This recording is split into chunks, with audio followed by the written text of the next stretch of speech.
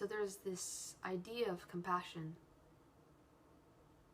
that we kind of fall into when something pisses us off that another person has done. When you're on the freeway and someone cuts you off, first you get angry, right? Because you make it about you. You think it's because of you that they're saying something about you as a human being. Or you make it about them, how they're a jerk, how they suck, whatever. Some other language I'm not going to say right now. I definitely cuss. I just don't want to right now in this video. Yeah, we get angry, we say names to ourselves or the other person, even though they can't hear us because we're in a car, they're in a car, but yet we still talk, call them things, say how they shouldn't have done that. And then somewhere in there, for some people, not everyone, we fall into the idea of compassion. The idea of compassion. We say, well, they might be having a bad day, they might be in a rush somewhere because there is something important or something. We try to imagine why that happened in a way that's separate from us. And it helps to do that because it's getting closer to the truth, which is what happens around us is not because of us, in the sense that it doesn't mean anything about you and who you are as a person. We make it mean something about us. And so it helps.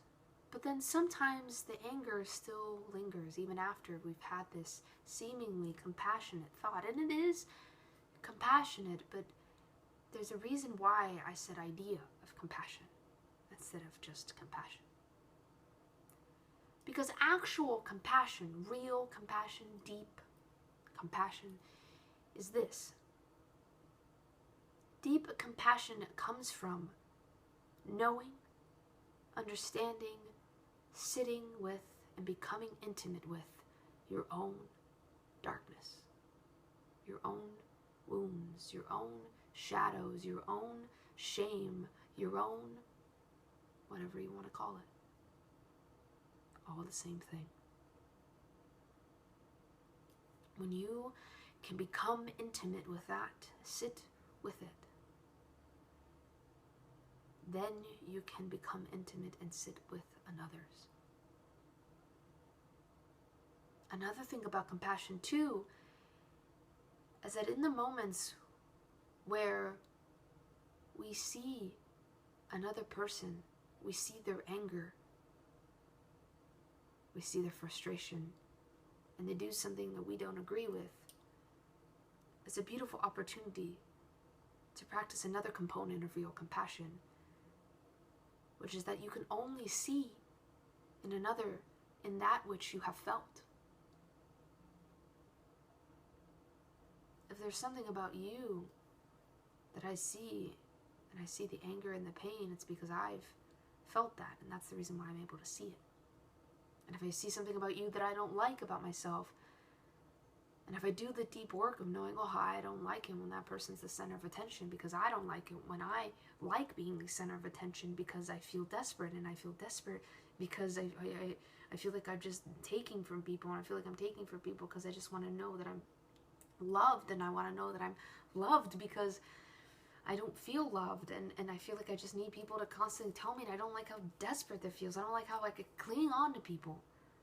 All that meaning, all that suffering, all that comes up when I see someone else, and I think, God, why are they so self-centered? And if I've done the work deep enough, then I know that they might be acting out from the same wound that I act out from. I see them as self-centered. It brings up all of my shame or wounds or shadows around that, whatever you want to call it.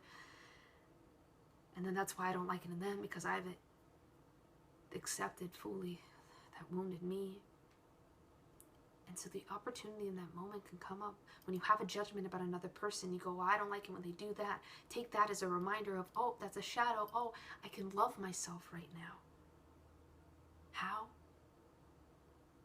By understanding and being intimate with my own darkness in the face of it coming up.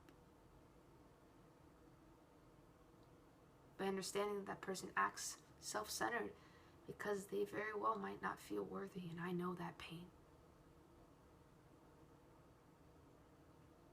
And I understand it. I'm sorry for the pain that they feel, because I understand how deep it runs within myself. That's compassion. And when you sit in that, the anger towards the other will dissolve. And it'll just melt into love. And you are loved beyond reason, beyond doubt, beyond all the barriers within yourself that you built up to the love that already exists in your life. You are loved. No need to prove it, you just are. Have a beautiful day.